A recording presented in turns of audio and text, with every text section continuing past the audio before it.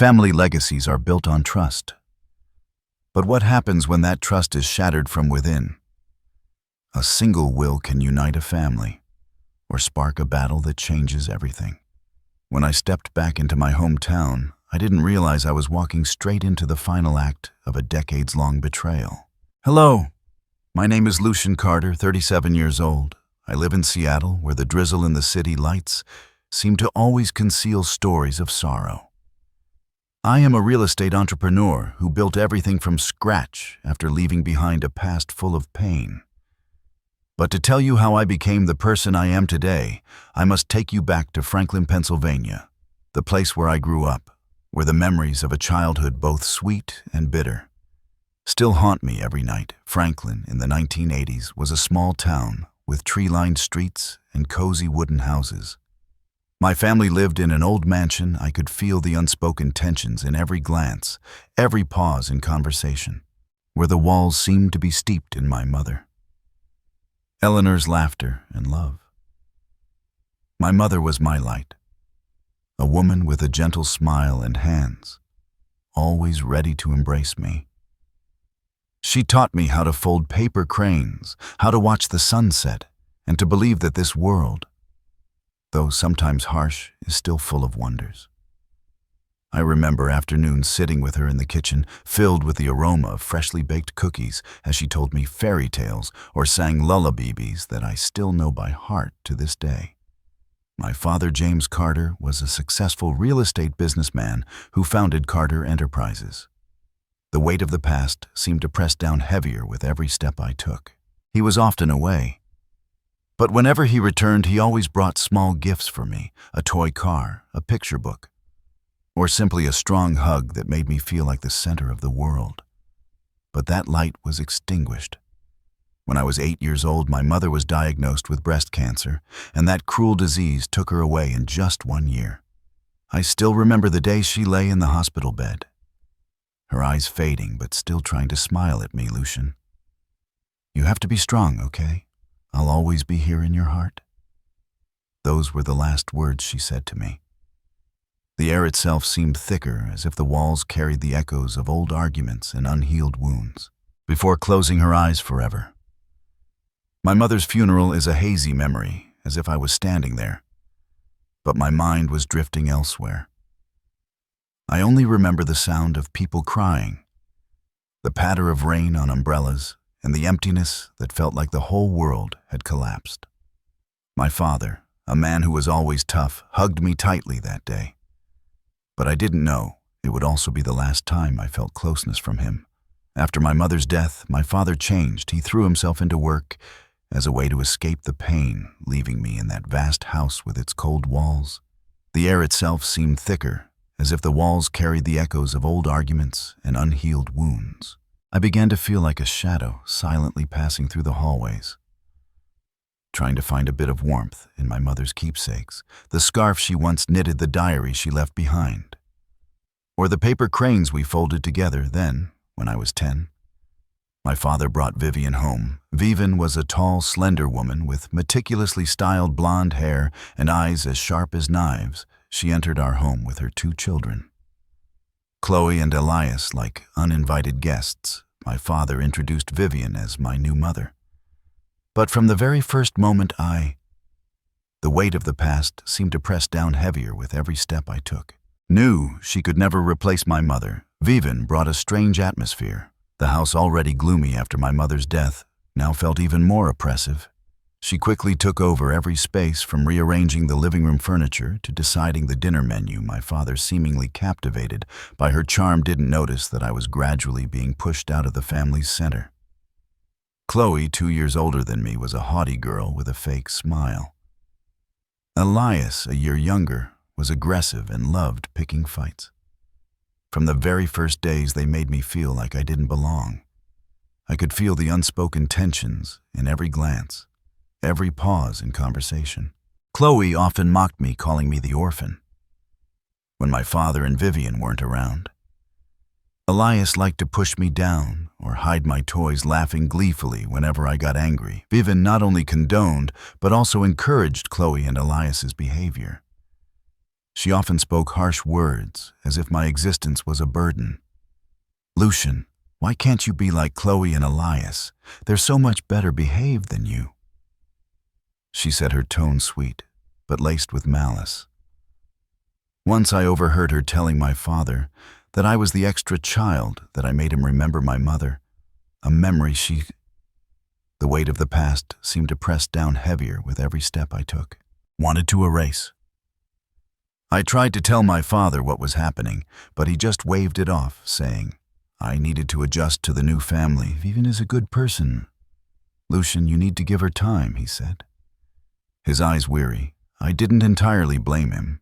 He was trying to rebuild his life, trying to fill the void my mother left, but every time he dismissed my words, I felt like I was losing a bit of his love. The years that followed were a long chain of pain. At school, I became withdrawn and quiet. My classmates started calling me the weird kid because I often sat alone drawing paper cranes. The air itself seemed thicker, as if the walls carried the echoes of old arguments and unhealed wounds. Or scribbling in my mother's old notebook at home.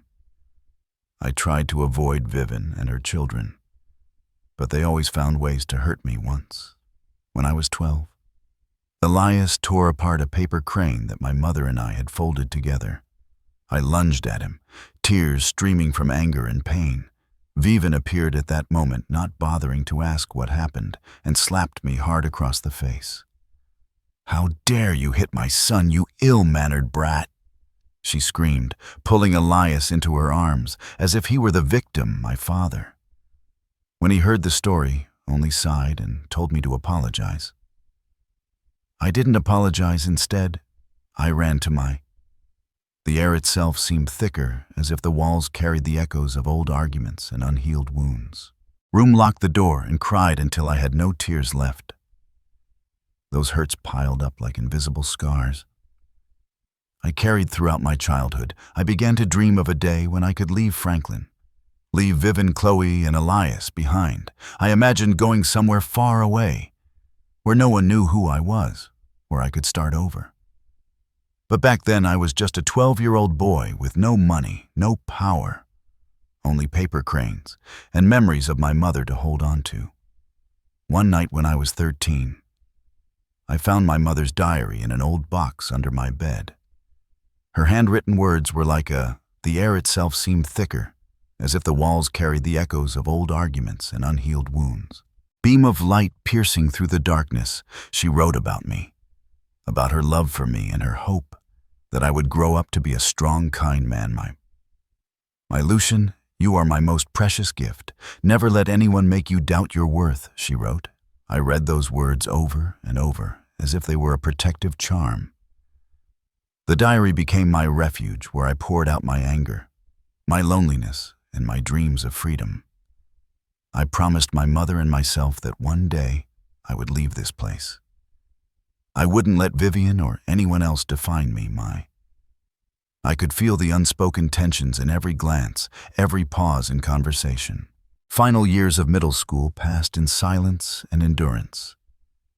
I excelled in school not to please my father or Vivian, but because I knew education was my only way out. I spent hours in the library, reading everything I could from my father's business books to my mother's adventure novels.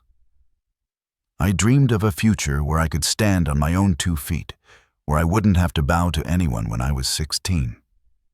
My father began talking about me taking over Carter Enterprises. One day he called me into his office, where portraits of generations of Carters hung on the walls, and spoke about the family legacy. "Lucian, The air itself seemed thicker, as if the walls carried the echoes of old arguments and unhealed wounds. The heir this company will be yours," he said, his voice full of pride. But I didn't feel proud. I felt pressure, and part of me wondered if he truly wanted me to take over or was just trying to make up for the years he'd neglected me. I could feel the unspoken tensions in every glance, every pause in conversation. Vivian, of course, wasn't pleased with the idea. I overheard her telling my father that I was not mature enough to run the company, that Elias was the one. With leadership qualities, Elias, a 15-year-old who only knew how to bully others, was a leader. In her eyes, I wasn't surprised, but her words still cut like a knife. When I was 17, I received an acceptance letter from a university far from Franklin. It was the first spark of hope I'd felt in years. I knew this was my chance to leave the house full of pain to start a new life. I packed my bags, taking my mother's diary and a few paper cranes, preparing for the journey ahead. I could feel the unspoken tensions in every glance, every pause in conversation. The night before I left, I stood in front of the mirror, looking into my own eyes. I was no longer the 12-year-old boy crying over a torn paper crane. I was taller, stronger, but deep inside I still carried the pain of losing my mother, my father's indifference, and the scars left by Vivian, Chloe, and Elias. I promised myself I wouldn't let the past define my future. I would build a new life, one that my mother would be proud of. And so I left Franklin carrying with me painful memories, but also a fierce determination. I boarded the bus, leaving town early one morning when the mist still blanketed. The weight of the past seemed to press down heavier with every step I took. The oak-lined streets in my backpack. I had only a few clothes, my mother's diary, and the worn-out paper cranes. I didn't look back, unwilling to see the house where I'd once felt like a stranger. I was 18, penniless with no family to rely on. But I had something Vivian, Chloe, or Elias could never take away. Hope. The bus took me to Pittsburgh, where I would begin my college life at Carnegie Mellon University. I chose this school not only for the scholarship, but also because it was far enough from Franklin to let me feel like I could. I could feel the unspoken tensions in every glance, every pause in conversation. Breathe. When the bus stopped at the station, I stood in the middle of an unfamiliar city, gazing at the towering skyscrapers and the bustling crowds. My heart was both excited and afraid. This was my chance to start over. But it was also the first time I had to face the world with no one behind me. My dorm was a small, cramped room with 2 bunk beds and a rickety desk. My roommate Raj was an Indian-American guy with a friendly smile and an energetic voice. "Yo, Lucien, where are you from?" he asked as soon as I dragged my suitcase into the room. I hesitated, not wanting to talk. The air itself seemed thicker, as if the walls carried the echoes of old arguments and unhealed wounds. "About Franklin or my family, a small town." "Nothing special," I replied, and Raj nodded. Not pressing further, I was grateful for that. The first days of college were a whirlwind of new experiences. I was overwhelmed by the classes, the dense lectures, and the students around me. They seemed far more confident than I was. I majored in business administration, partly because I knew my father wanted me to take over Carter Enterprises, but also because I wanted to prove I could achieve something great without him or anyone else. But college life wasn't as easy as I could feel the unspoken tensions in every glance, every pause in conversation. Imagine the scholarship covered tuition, but living expenses, food, books, and small things like soap or toothpaste quickly made me realize I needed a job. I got hired as a server at a coffee shop near campus, where the smell of roasted coffee filled my mornings, and the noisy grind of the machine was like a never-ending song. The job ate up most of my free time, but it gave me a sense of freedom I'd never had in Franklin. Working at the coffee shop was also where I learned to interact with strangers. I was naturally reserved, always keeping. I could feel the unspoken tensions in every glance, every pause in conversation. My distance for fear of being hurt like I was as a child, but here I had to smile at customers, chat with co-workers, and sometimes listen to their life stories. There was an elderly woman named Martha who came to the shop every Wednesday, always ordering a latte and reading for hours. One day she looked at me and said, "You have sad eyes, but they're full of determination. Don't let the past hold you back, okay?" I only smiled, but her words cut deep, stirring the pain I'd tried to bury. Late at night back in the dorm, I'd sit at my desk and open my mother's diary. I could feel the unspoken tensions in every glance, every pause in conversation. Wrote in it about everything, from the small joy of acing a test to the loneliness of watching my peers call home, telling their families about their lives. I didn't call Franklin, my father called a few times. But our conversations were always short and awkward. "Are you okay, Lucien?" he'd ask. "Yes, I'm fine," I'd reply. Even though I was struggling every day, I didn't want him to know how hard it was. Didn't want him to think I was weak. Vivian, of course, never called.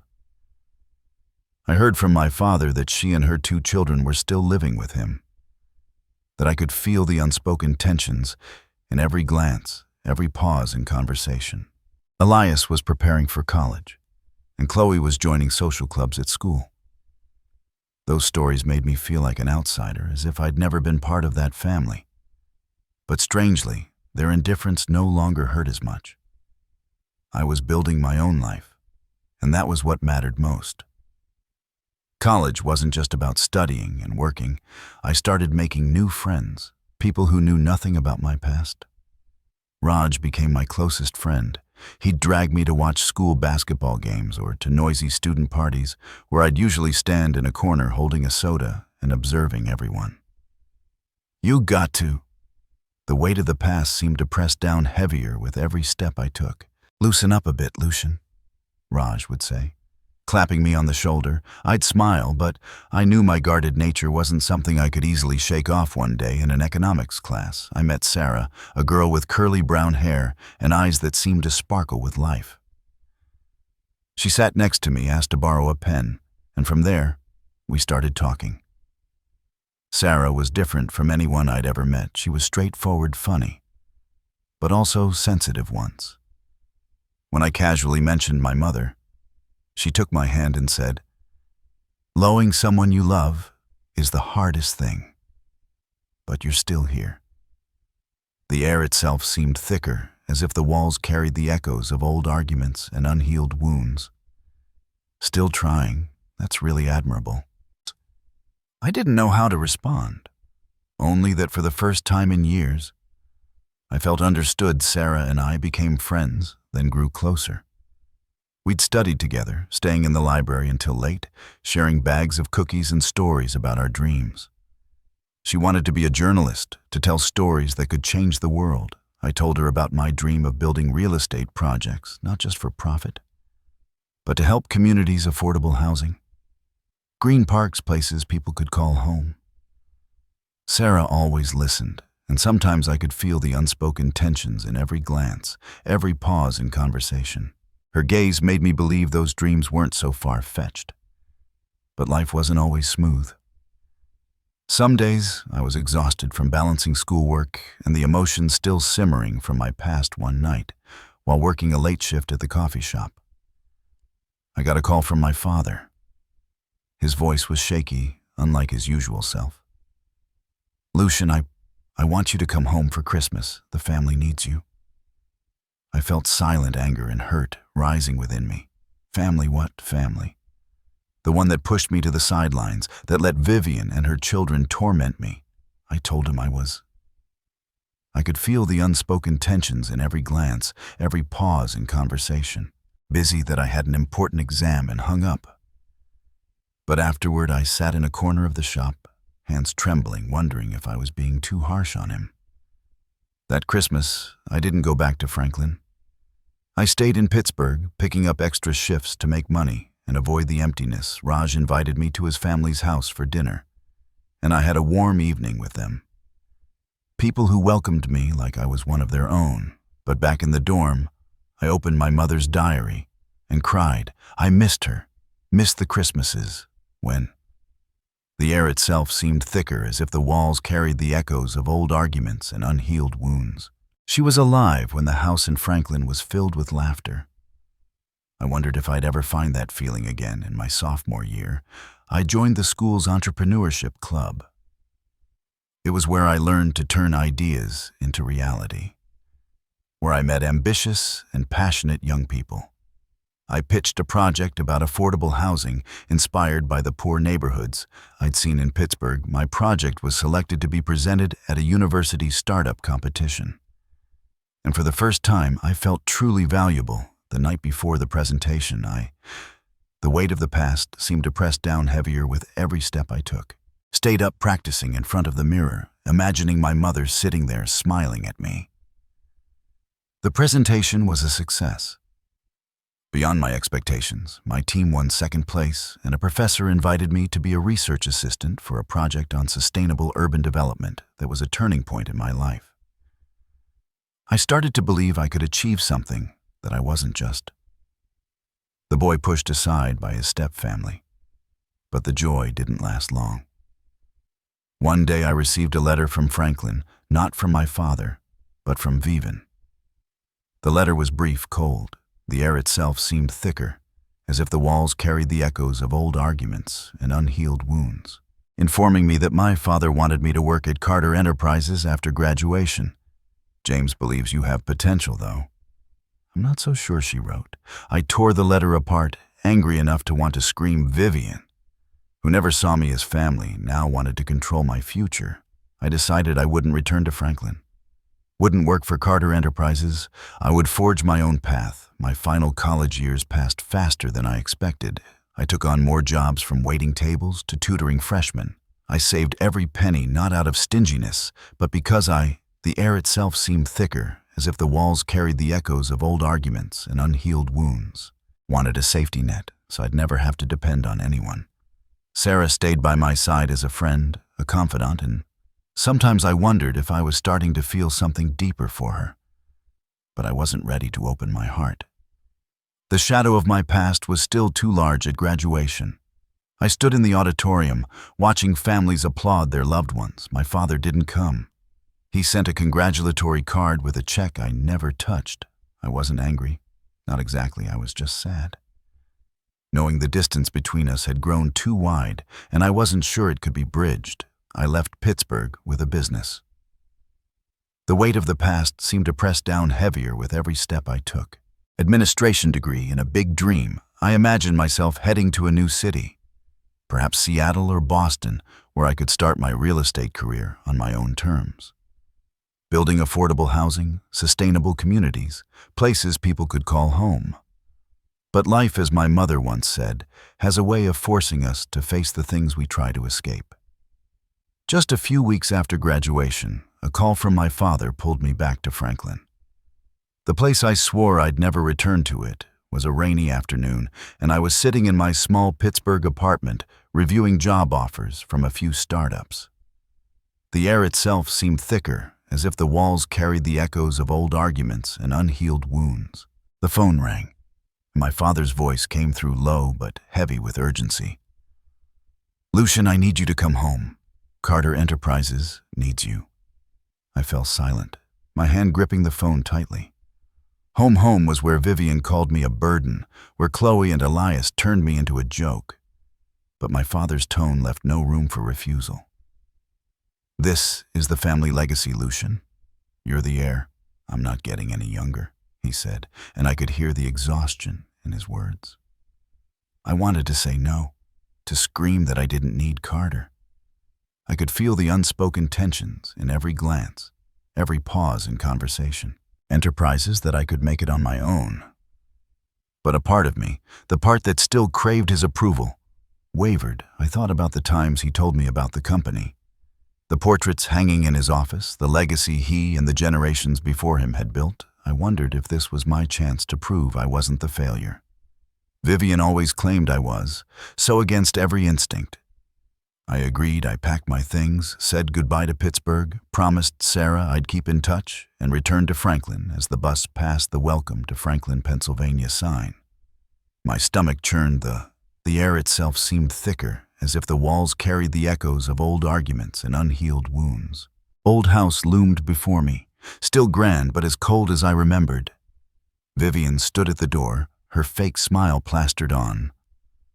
"Lucian, it's been so long," she said, her voice syrupy. I nodded, said nothing, and stepped inside, feeling like a wayward traveler lost in a foreign land. Carter Enterprises was located in the heart of Franklin. A 3-story building with a gleaming glass facade. My father greeted me in his office, giving me a brief, awkward hug.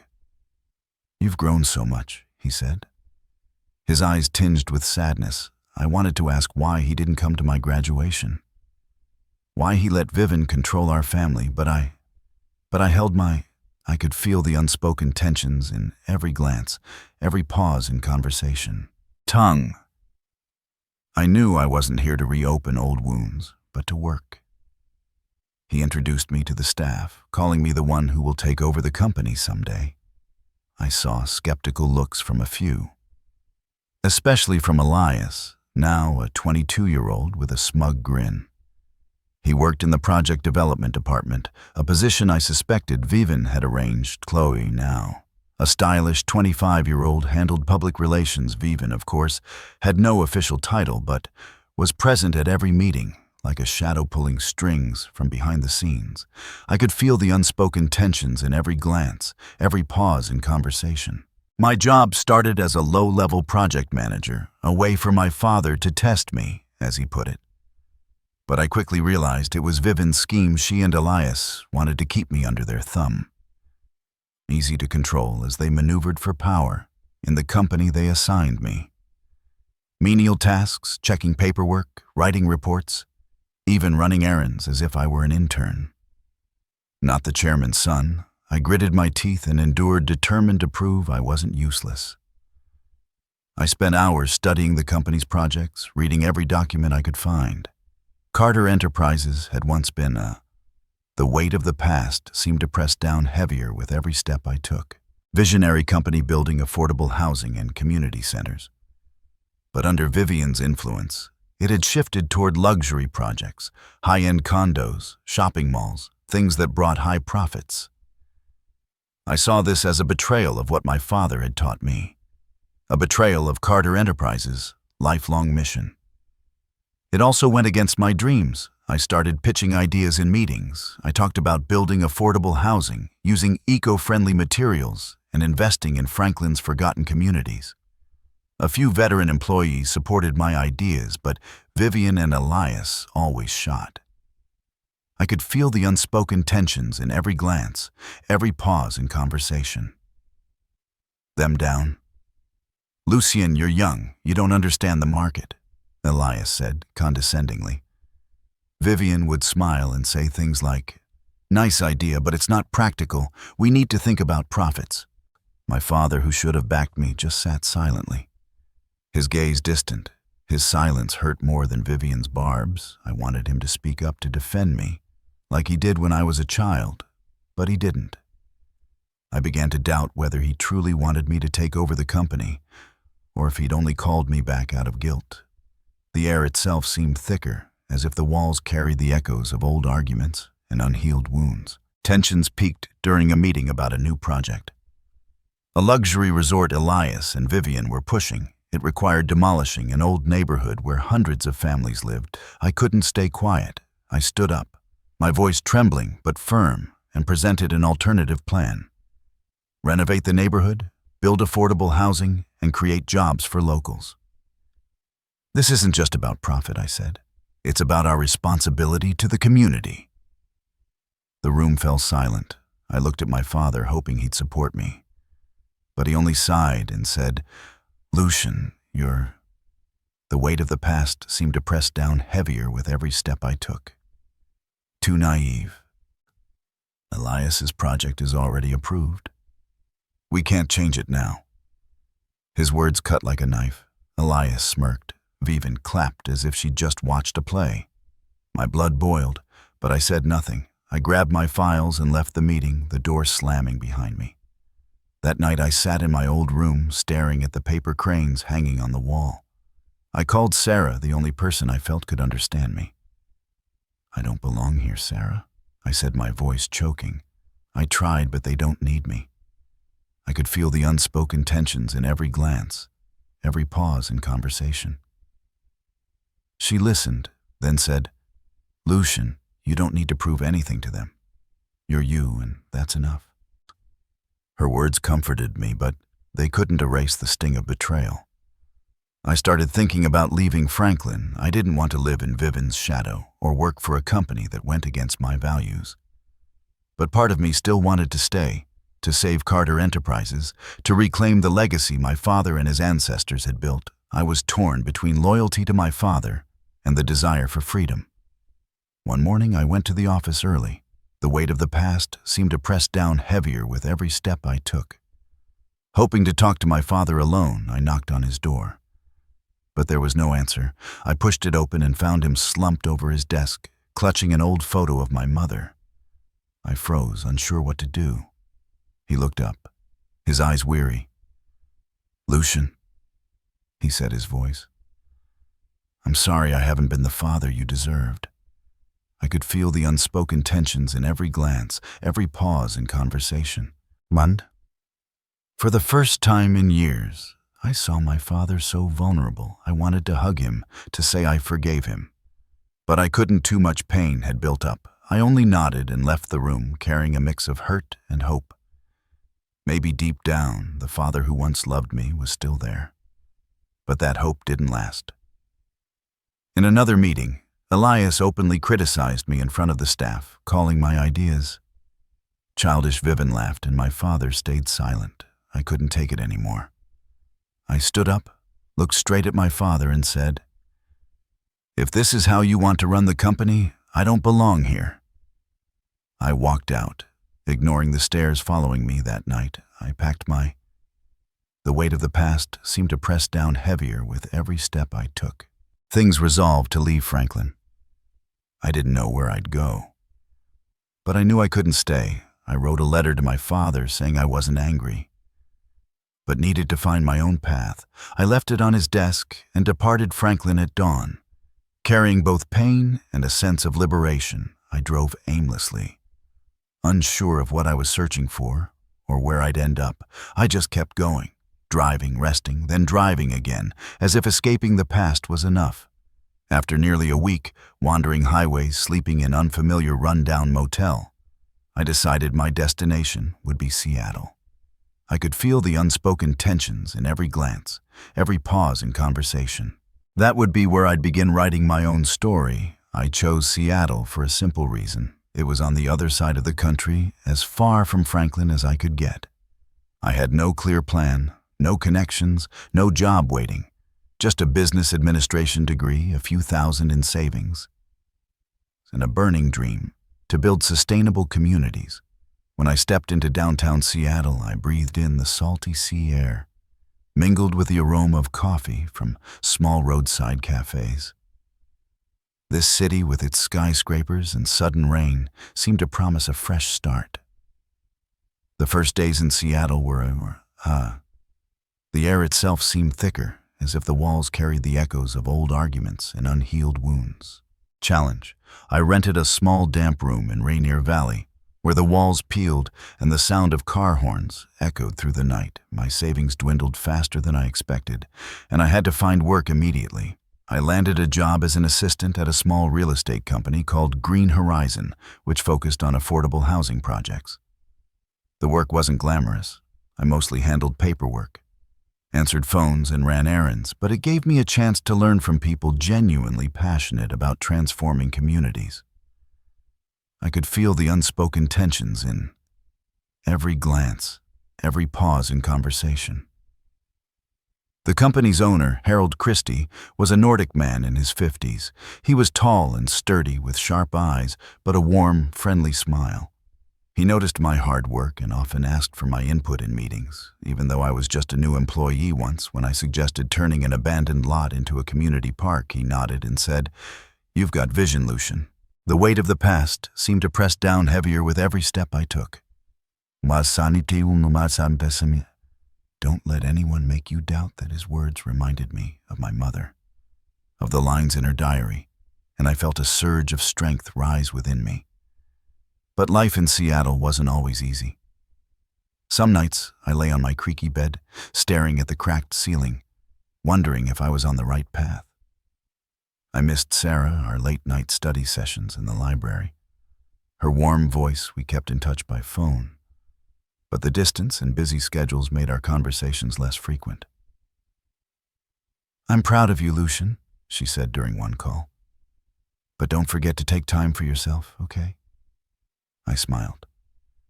The weight of the past seemed to press down heavier with every step I took. Promised I would. But deep down I knew I was racing against myself, trying to prove I didn't need Franklin or Carter Enterprises. My first year in Seattle, I worked relentlessly. I learned to analyze real estate markets, negotiate with contractors, and collaborate with community organizations. Green. Horizon wasn't as big as Carter Enterprises, but here I felt valued.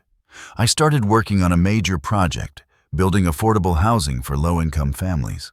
I spent hours researching designs, sourcing eco-friendly materials, and working with urban planners. The weight of the past seemed to press down heavier with every step I took.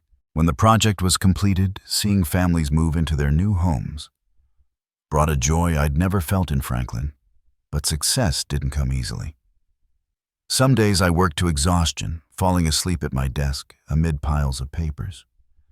There were times investors rejected me, calling me too idealistic for talking about sustainable development. Once a major investor looked at me and said, "You're young, Lucian. The market doesn't care about dreams, it cares about money." I smiled. But inside I was furious. I didn't want to become someone who... The air itself seemed thicker, as if the walls carried the echoes of old arguments and unhealed wounds. Chased profits at all costs, like Vivian and Elias had done with Carter Enterprises to make ends meet. I took a part-time job at a bar on weekends. The work was grueling with late shifts and drunken patrons, but it taught me patience and how to handle pressure one night while wiping down the counter. I overheard a customer talk about his father, a man who'd abandoned his family for work. The story made me think of my father, of the letter I'd left on his desk.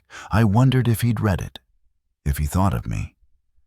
But I quickly pushed the thought away. I couldn't let the past, the weight of the past, seem to press down heavier with every step I took. Pull me back in my second year in Seattle. I began to build a reputation.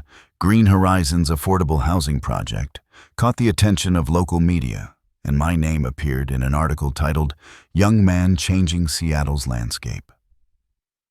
Harold called me into his office, patted my shoulder, and said, "You're doing great, Lucian, but this is just the beginning." The weight of the past seemed to press down heavier with every step I took.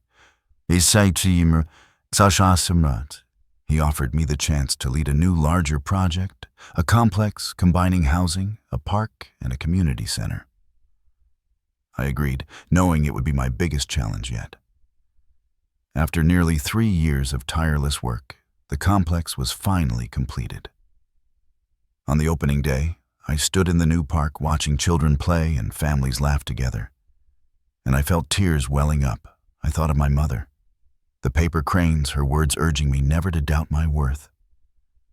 I had done it not with Carter Enterprises, not with my father's help, but on my own.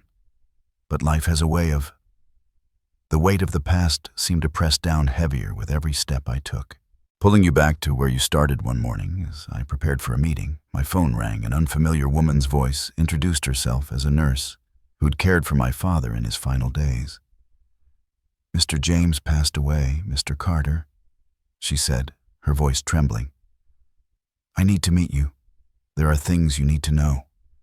The air itself seemed thicker, as if the walls carried the echoes of old arguments and unhealed wounds. My heart seemed to stop. My father was gone. Why hadn't anyone told me? And what secrets was she talking about? I put everything on hold and booked a flight to Franklin. I didn't know what I'd faced, but I knew the past. Despite my efforts to escape, it was calling me back. I looked out the window, watching rainfall on Seattle's streets, and told myself that no matter what happened, I wouldn't let anyone destroy what I'd built. The rain fell lightly on Franklin's streets as I set foot in the town after nearly 5 years away. I didn't go to the house, but headed straight to Franklin. Funeral home located at the end of Maple Street. I could feel the unspoken tensions in every glance, every pause in conversation. It was a small building with white walls and frosted glass doors. As I stepped inside, the scent of leaves hit me, mingling with the chill of the air conditioning. I saw a few familiar faces, veteran Carter Enterprises employees, some old neighbors, but no one dared meet my eyes. They whispered their glances, averted as if I were a ghost from the past. Then I saw them. Vivian, Chloe, and Elias standing in a corner near my father's casket. Vivian, now in her 50s, still maintained her polished appearance with meticulously curled blonde hair, and Anne. The weight of the past seemed to press down heavier with every step I took. Elegant black dress, Chloe, her face heavily made up, was talking to a man I didn't recognize. Elias, taller than I remembered, stood with his arms crossed, his eyes cold and challenging.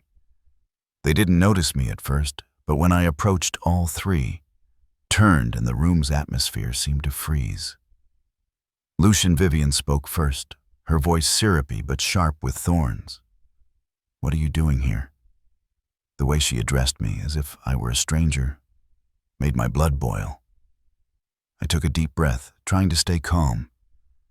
"I'm here to say goodbye to my father," I said, my voice steady but firm. The weight of the past seemed to press down heavier with every step I took. "I have every right to be here, Vivian," she smirked, stepping closer, her high heels clicking on the wooden floor. "Right?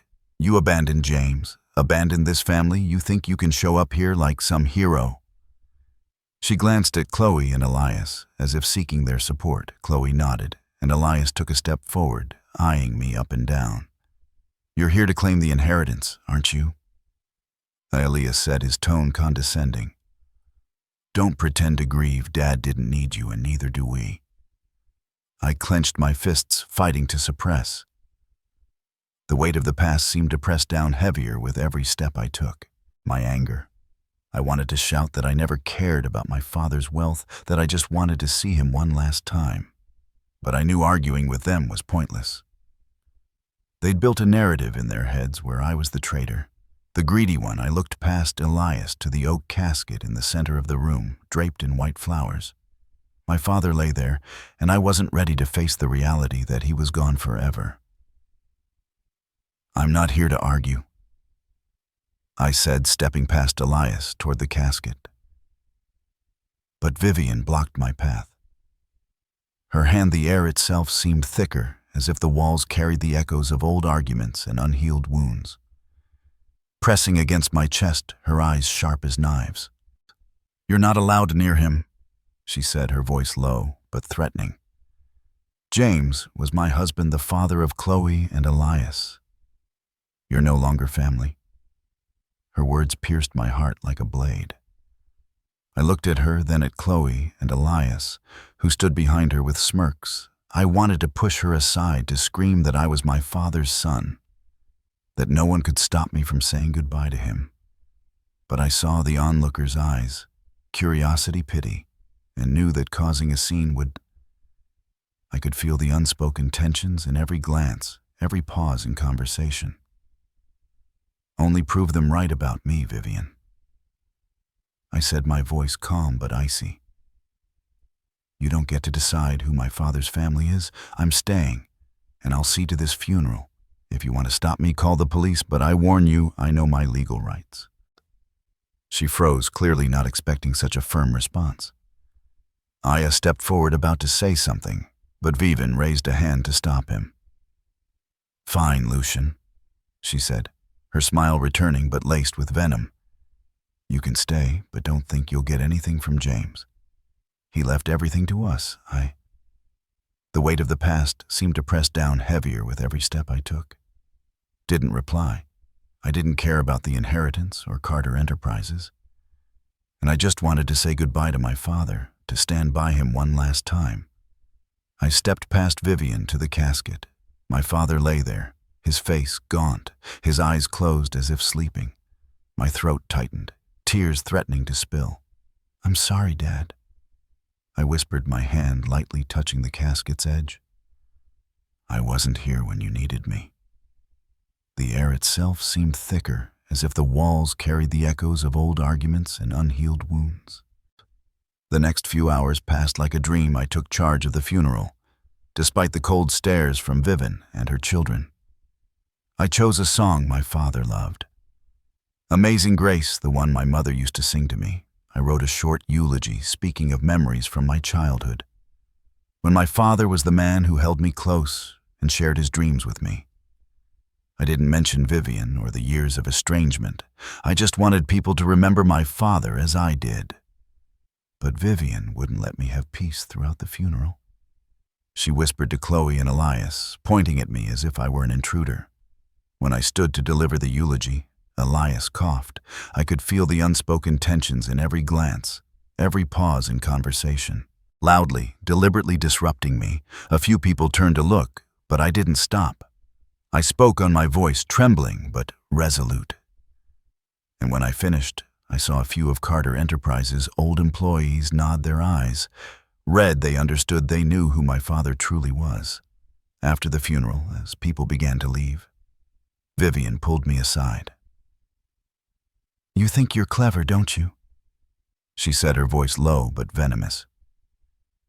"You can stand here pretending to grieve, but don't dream of taking anything from James. His will is written, and your name isn't in it." I looked at her, more exhausted then. The air itself seemed thicker, as if the walls carried the echoes of old arguments and unhealed wounds. Angry, "I don't care about the will, Vivian." I said, "I came here for my father, not for money." She scoffed as if she didn't believe me, then turned away, pulling Chloe and Elias with her. That night I stayed at a small hotel on the outskirts of Franklin. I couldn't bear to sleep in the old house where every corner stirred memories. Of painful days, I lay in bed staring at the ceiling, trying to recall my father's face in the casket. I wondered if he knew how hard I'd tried. If he knew I still loved him, despite everything. The next morning, as I prepared to leave, I could feel the unspoken tensions in every glance, every pause in conversation. Franklin, a woman, appeared in the hotel lobby. She wore a light green coat, her hair tied high, and her eyes filled with worry. "Mr. Carter?" she asked, her voice soft but certain. "I'm the one who called you. I was your father's nurse." My heart pounded. "Who are you?" I asked, trying to stay calm. "And what do you need to tell me about my father?" She glanced around as if afraid someone might overhear, then handed me a thick envelope. "This is what Mr. James wanted me to give you," she said. "But you need to be careful. There are people who don't want you to." The weight of the past seemed to press down heavier with every step I took. Know the truth? I took the envelope, feeling its weight like it carried the world. I wanted to open it right away, but the nurse's anxious look stopped me.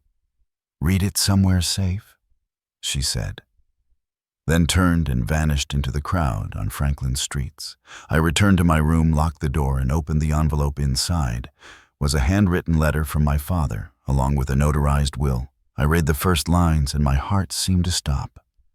"Lucian, my son, I'm sorry for everything. I let you endure so much pain. This is the truth I want you to know." I could feel the unspoken tensions in every glance, every pause in conversation. My father's trembling handwriting was like a knife, both painful and awakening.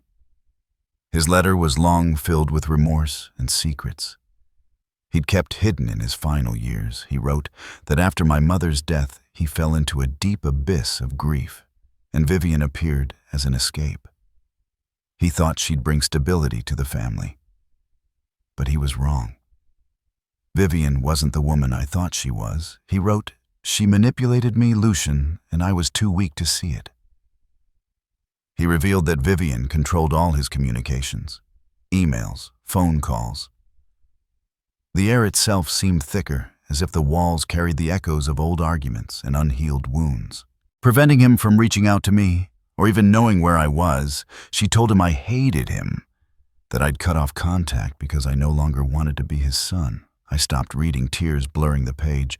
I remembered those brief, awkward calls from my father when I was in college.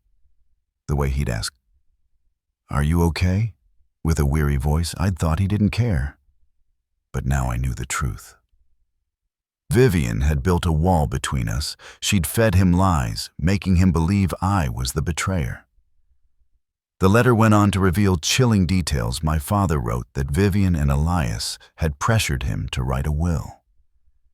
I could feel the unspoken tensions in every glance, every pause in conversation, that excluded me from all assets, including his shares in Carter Enterprises.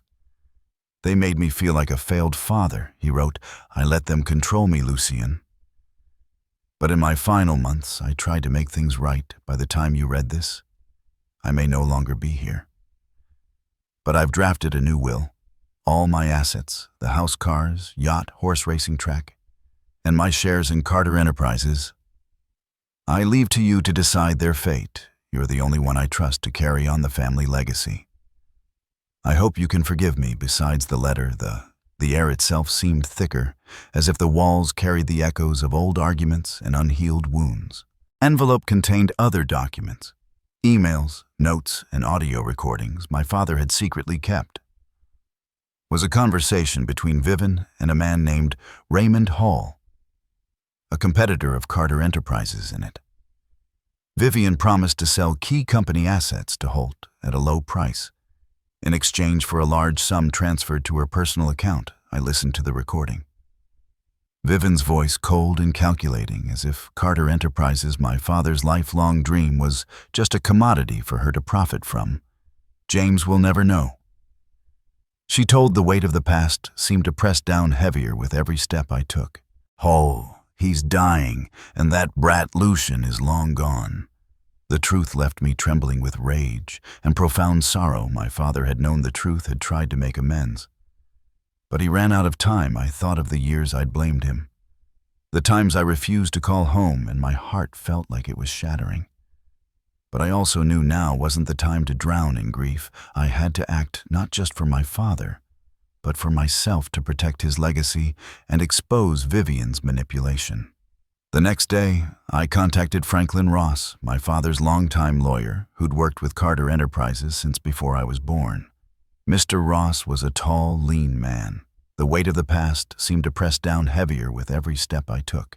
With silver hair, sharp but kind eyes, I met him at his small office in downtown Franklin, where stacks of papers reached the ceiling when I handed him my father's envelope. He read the letter, and with his expression growing grave. Lucien, he said, his voice low, these are critical documents. If what you say is true, Vivian and Elias have committed serious fraud. I could feel the unspoken tensions in every glance, every pause in conversation. Mr. Ross explained that the fake will Vivian presented after the funeral could be overturned if we proved the legitimacy of the true will.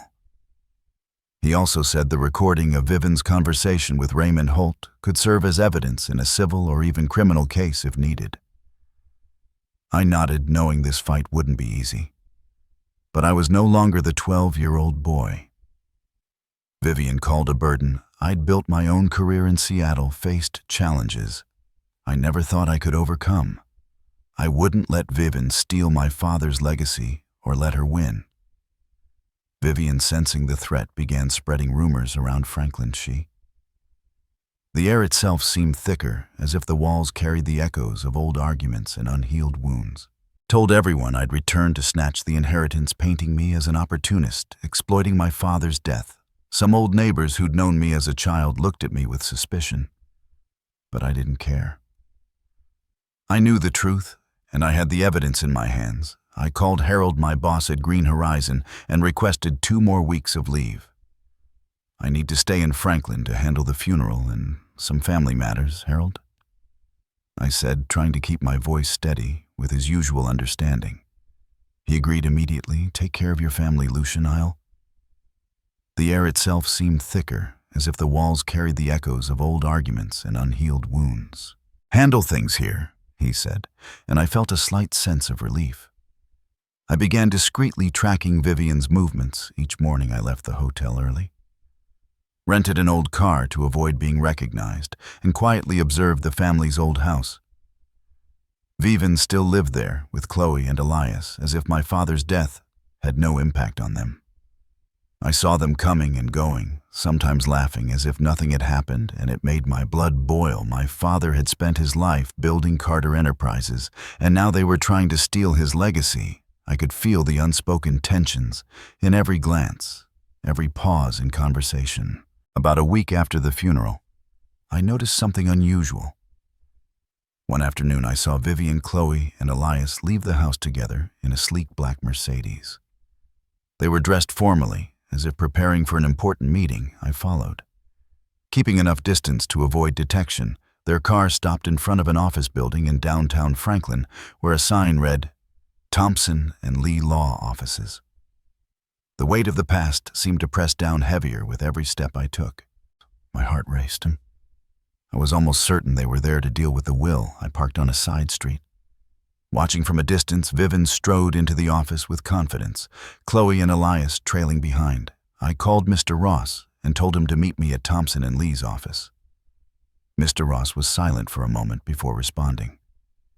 Lucian, I know that firm. They specialize in handling large inheritances. If Vivian's there, she might be trying to legitimize the fake will. Do you have the real will with you? Yes, I replied, my hand gripping the envelope in my jacket pocket. I always carry it good. The weight of the past seemed to press down heavier with every step I took. Mr. Ross said, I'll be there in 15 minutes. We'll go in and settle this. I waited for Mr. Ross in the car. My heart pounding, I thought of my father. His trembling handwriting in the letter, the way he apologized for the pain I'd endured. I couldn't let Vivian win, couldn't let her take what my father wanted for me. When Mr. Ross arrived, dressed in a silver-gray suit and carrying a briefcase, I felt a spark of confidence return. Let's go, Lucian, he said, his eyes sharp. We'll put an end to this.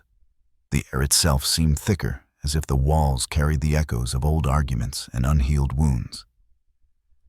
We entered Thompson and Lee's office, where the air was cool and smelled of old paper.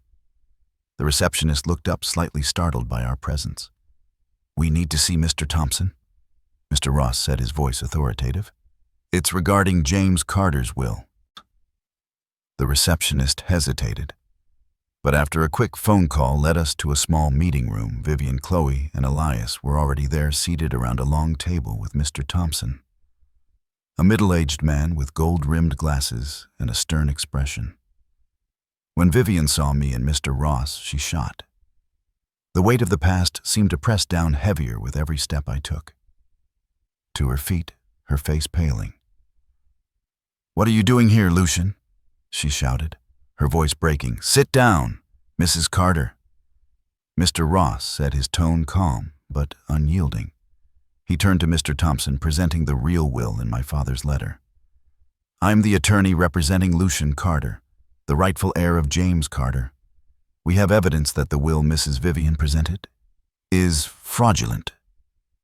The room fell silent. Mr. Thompson took the documents, his expression growing graver as he read. Vivian tried to interject, her voice trembling. It's fake. Lucian's trying to... I could feel the unspoken tensions in every glance, every pause in conversation. Deceive us all. Deceive us all. I stepped forward, locking eyes with Vivian. You manipulated my father. Vivian, I said, my voice low but powerful. You kept him from contacting me, forced him to write a fake will. And now you're trying to sell Carter Enterprises' assets to Raymond Holt. I have proof, the recording emails, everything. Elias, sitting nearby, flushed red, glaring at me like a cornered animal. He stood abruptly, his chair crashing to the floor. Lucien, you want to die? Daring to before he could finish. Mr. Thompson looked up, the air itself seemed thicker, as if the walls carried the echoes of old arguments and unhealed wounds. Gaze. Icy, Mrs. Carter. Elias, these are very serious allegations. If these documents are verified, you could face severe civil or even criminal charges. Vivian collapsed into her chair, her face ashen. Elias tried to speak, but his voice faltered and Chloe began to cry. I looked at them, feeling not triumph, but a deep sadness. They'd had everything, the house, the money, my father's protection, but their greed drove them to take what wasn't theirs. I took a deep breath and said, Mr. Thompson, I don't want to sue them. I just want justice for my father. I demand that. The air itself seemed thicker, as if the walls carried the echoes of old arguments and unhealed wounds. Vivian, Chloe, and Elias leave my family's home immediately and never return to Franklin. If they agree, I won't pursue further action. Vivian stared at me, her eyes a mix of shock and hatred. You think you're so noble? she hissed, but Mr. Ross raised a hand, cutting her off. "Mrs. Vivian, I advise you to accept Lucian's offer," he said. "If this goes to court, you'll lose far more than a house." The weight of the past seemed to press down heavier with every step I took. After a tense silence, Vivian nodded. Her lips pursed tightly. Chloe and Elias said nothing. Heads bowed as they followed their mother out of the room. Mr. Thompson promised to verify the documents and ensure the real will was executed as the door closed behind them. I felt as if a weight had been lifted, but it left an emptiness in my heart. I'd won. I'd secured justice for my father. But the cost was years of estrangement, words left unsaid, and a family I'd once hoped to mend, now broken forever. I stayed in Franklin for another week to finalize the matters related to the will. The air itself seemed thicker, as if the walls carried the echoes of old arguments and unhealed wounds. Mr. Ross worked tirelessly, ensuring that all of my father's assets, from Carter Enterprises to the family home, were legally transferred to me Vivian. As I had demanded vacated the house the next day, Chloe and Elias resigned from the company and left. A few days later, I heard they moved to another city, possibly Philadelphia, where Vivian had relatives. I didn't care where they went, only hoping they'd never return to Franklin or try to meddle in my life again. The old house was now mine, but I didn't want to live there. It held too many memories, both sweet and painful. I could feel the unspoken tensions in every glance, every pause in conversation. I decided to transform it into a community center, a place where Franklin's children could come to learn, play, and dream, as my mother had once encouraged me to do. I hired a team to renovate the house, preserving its vintage charm while adding modern spaces, a small library, an art room, and a garden where I placed a small statue of a paper crane in memory of my mother. Carter Enterprises was a bigger challenge under Vivian's influence. The company had strayed from my father's original vision. Luxury projects, shady deals with Raymond Hull, and a lack of financial transparency. The weight of the past seemed to press down heavier with every step I took. Had tarnished its reputation, I knew restoring it wouldn't be easy. But I was determined to do so, not just for my father, but for the values I believed in. I returned to Seattle to wrap up my work at Green Horizon, but I knew I'd need to spend significant time in Franklin to revive Carter Enterprises. My respected boss supported my decision. "You have a chance to do something great, Lucian," he said. "Make that company something your father would be proud of." I nodded, feeling the weight of responsibility, but also the weight of the past seemed to press down heavier with every step I took. Surge of motivation. In the months that followed, I split my time between Seattle and Franklin. I worked with Carter Enterprises veteran employees, those who'd been with my father from the early days.